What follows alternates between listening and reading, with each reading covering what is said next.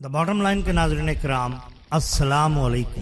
محترم ناظرین، ہم اپنی آج کی ویڈیو میں حضرت بابا فرید الدین مسعود گنج شکر رحمت اللہ تعالی علیہ ایک واقعہ آپ کے سامنے پیش کریں گے جو یقیناً آپ کے لیے دلچسپی کا باعث ہوگا۔ ناظرین کرام، حضرت بابا فرید الدین مسعود گنج شکر رحمت اللہ تعالی علیہ نے جب اجودھن یعنی پاک پتن کو اپنی جائے مسکنت بنایا تو اس شہر کے لوگ غیر مسلم تھے اور اجودھن کے گرد و نواح میں بھی ہندوؤں کی بستیاں اور گاؤں تھے۔ خیر المجالس میں لکھا ہے کہ حضرت بابا فرید الدین مسعود گنج شکر رحمت اللہ تعالی علیہ نے جب اجودھن میں ڈیرا لگایا اس وقت شہر میں ہندوؤں کی کثرت تھی۔ عام طور پر وہاں کے باشندے ہندو اور دلت اور شودر تھے۔ طبیعت سخت تھی اور سخت دل تھے، ظاہر پرست جوگیوں کے پیروکار تھے اور اللہ والوں کے منکر اور مخالف تھے۔ خیر الاختیار میں بھی یہ لکھا ہے کہ اجودھن کے لوگ عادت کے سخت ظاہر پرست اور درویشوں کے منکر تھے۔ غرض یہ کہ اس شہر کے لوگ کج طبع، بد مزاج اور بد اعتقاد تھے۔ لہذا حضرت بابا فرید الدین مسعود گنج شکر رحمت اللہ تعالی علیہ جب اس غیر معروف جگہ پر تشریف فرما ہوئے اور وہاں کے حالات دیکھے تو انہوں نے کہا کہ یہی میرے رہنے کی جگہ ہے، کیونکہ یہاں خلوت بہت ہے۔ یہی وجہ ہے کہ شیخ ابراہیم ثانی نے کہا تھا، چل فریدا اوتھے وسیے جتھے وسن انے، نہ کوئی سانو جانے نہ کوئی ساڈی منے۔ سیر العارفین میں لکھا ہے کہ اس وقت شہر کے باشندوں میں چند جوگیوں کا بڑا اثر تھا اور ان جادوگروں اور جوگیوں نے اس طریقہ سے ان لوگوں کو اپنے دام میں پھنسا رکھا تھا کہ ان جادوگروں کے خلاف ہونا تو درکنار، وہ ان کے چیلوں کے بھی غلام تھے۔ حضور بابا فرید الدین مسعود گنج شکر رحمت اللہ تعالی علیہ نے ایک بلند مقام پر شہر سے ذرا فاصلے پر ویران جگہ پر ڈیرا لگایا، ایک چھوٹی سی کچی مسجد تعمیر کی اور مسجد کے آگے تھوڑا سا چبوترا بنایا جس پر آپ اکثر بیٹھ کر چلا وغیرہ یا عبادت میں مصروف رہتے تھے۔ وہ جگہ آج بھی احاطہ دربار سے باہر پرانی ڈھکی کی جانب موجود ہے اور چلا بابا فرید الدین مسعود گنج شکر رحمت اللہ تعالی علیہ کے نام سے موسوم ہے۔ حضور بابا صاحب جب عبادت میں مصروف ہوتے تو ارد گرد کے اور راہ چلتے دلت اور نیچلی ذات کے لوگ تھوڑی دیر کے لیے ایک درویش کو عجب طرح سے عبادت کرتے دیکھتے، جس میں نہ تو بدن ننگا ہوتا، نہ سطر بے حجاب، نہ سندور بدن پہ ملا ہوتا اور نہ بت کے سامنے سجدہ کیا جاتا۔ اسی جگہ پر ایک شخص بالا موچی بھی تھا جو کہ اپنے ہم جولیوں میں ذرا بہت ہوشیار اور ذہین مانا جاتا تھا، کچھ روپے پیسے والا بھی تھا، اس لیے اندھوں میں کانا راجا کے مصداق اس کا بڑا روب اور دبدبا تھا۔ ایک دن سرے شام بالا اپنے غریب ساتھیوں کے ہمراہ اس جگہ سے گزرا، دیکھا کہ بابا صاحب عبادت کے بعد واز فرما رہے ہیں اور چند مقامی دلت بیٹھے اس واز کو سن رہے ہیں۔ سب خاموش ہیں، جوتے احاطہ سے باہر ہیں۔ بالے کے ساتھیوں نے بالے سے کہا کہ کیوں نہ ہم بھی یہ باتیں سنیں۔ بالے نے انکار کر دیا، مگر ان کی ضد مان کر آخر کھڑا ہو گیا۔ اس کے ساتھیوں نے جوتے اتارے اور احاطہ میں بیٹھ گئے۔ انہوں نے بالے کو بلایا، بالا جوتے سمیت داخل ہونے لگا۔ لوگوں نے کہا کہ یہ ادب کے خلاف ہے، جوتے اتار کر حضور کے احاطہ میں داخل ہو، کیونکہ یہ جگہ عبادت کے طور پر استعمال ہوتی ہے۔ بالے نے غصے میں کہا، میں بالا موچی جوتے اتار کر اس مسلے کے آگے بیٹھوں؟ یہ ممکن نہیں، میں تو یہاں کے گروؤں کو خاطر میں نہیں لاتا، اور احاطہ کے باہر ٹھن کر کھڑا ہو گیا اور اول فول بکنے لگا۔ حضور بابا صاحب سرکار نے نظر اٹھائی اور فرمایا، بالا جوتے اتارتا نہیں، یہ جوتے اکٹھے کیا کرے گا اور دھیان رکھا کرے گا۔ یہ کہہ کر آپ نے آنکھیں بند کر کے ذکر شروع کر دیا۔ خیر واز ختم ہوا، لوگ چلے گئے۔ بالا بھی تکبر میں جوتیاں اٹکاتا ہوا چلا گیا، کہتا، بڑے دیکھے ہیں ایسے سادھو سنت۔ حضور بابا صاحب سرکار کا فیض بڑھتا گیا، دن بدن آپ کی شہرت لوگوں میں پھیلتی گئی اور لوگ جوک در جوک دائرہ اسلام میں داخل ہونے لگے۔ مریدوں کی تعداد سینکڑوں سے بڑھ کر ہزاروں میں ہوئی۔ احاطہ پختہ ہوا، چار دیواری ہوئی، بالے پر زوال شروع ہوا، کاروبار چلا گیا۔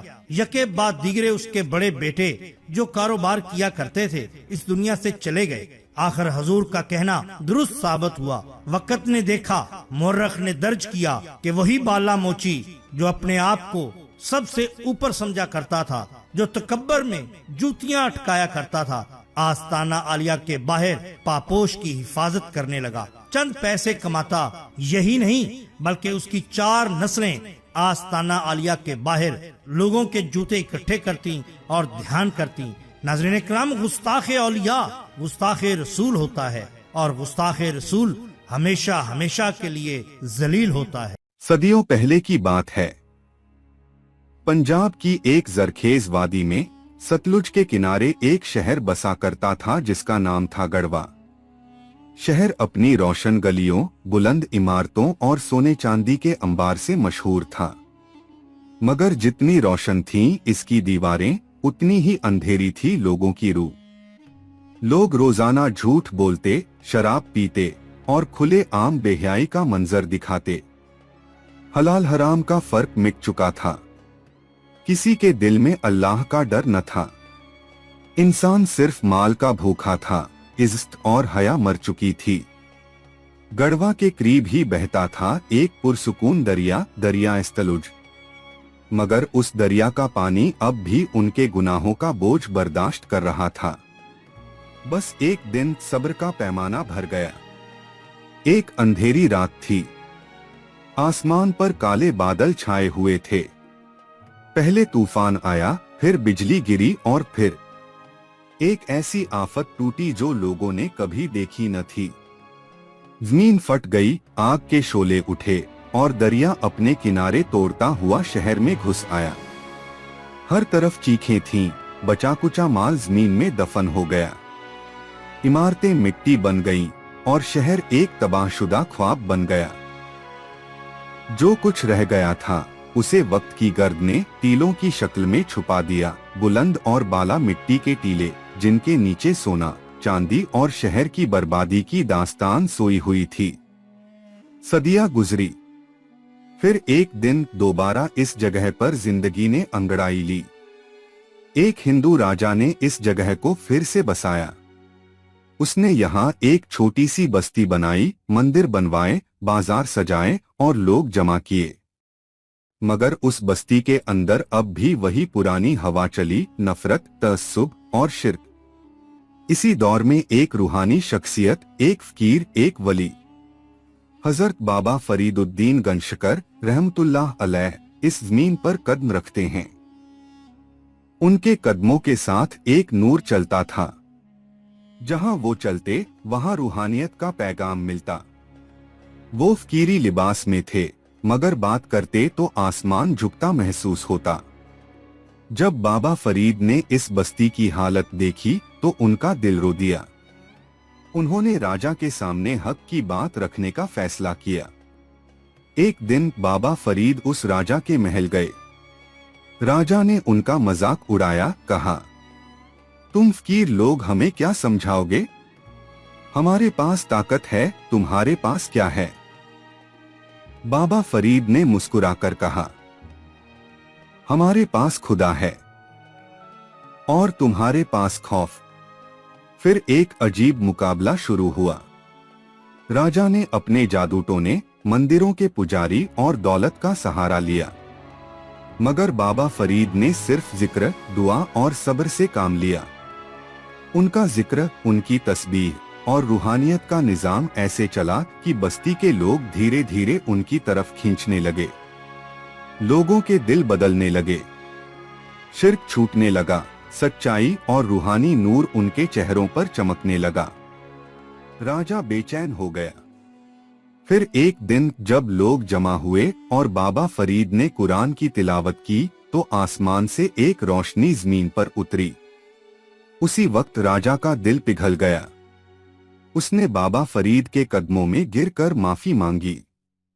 और ये बस्ती जो कभी जुल्म का मरकज थी अब नूर का मरकज बन गई।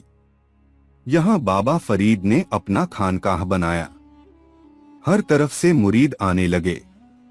दुनिया ने देखा कि किस तरह एक वली एक शहर की रूह को जिंदा कर देता है। उनका एक दरवाजा था जहां वो बैठे रहते, लोगों के सवालों का जवाब देते और दुआओं से दिल रोशन करते।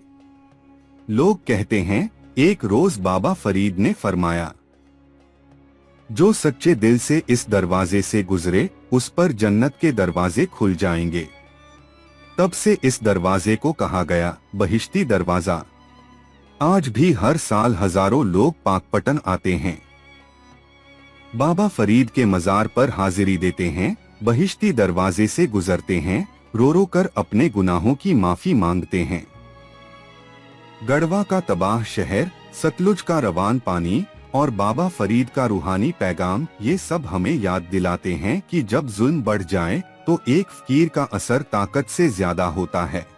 नाज़रीन इकराम, हम हर माह लंगरे चिश्तिया का इंतजाम करते हैं, जिसमें दोस्त अहबाब अपनी हैसियत के मुताबिक हिस्सा डालते हैं। अगर आप भी लंगरे चिश्तिया में अपना हिस्सा डालना चाहते हैं तो दर्ज झैल नंबर पर सिर्फ 50 रुपए का जायज कैश कराकर अपना हिस्सा डाल सकते हैं। अगर आपको हमारी ये वीडियो पसंद आई हो तो लाइक कीजिए, सब्सक्राइब कीजिए हमारे चैनल द बॉटम लाइन को, ताकि हम आपके लिए और भी बेहतरीन वीडियोस ला सकें। अपना, अपने दोस्तों का, गिरदुनवा के लोगों का बहुत ख्याल रखिए। अल्लाह और अल्लाह के रसूल सल्लल्लाहु अलैहि वसल्लम से बेहद मोहब्बत कीजिए। आपका बहुत शुक्रिया। अल्लाह हाफिज।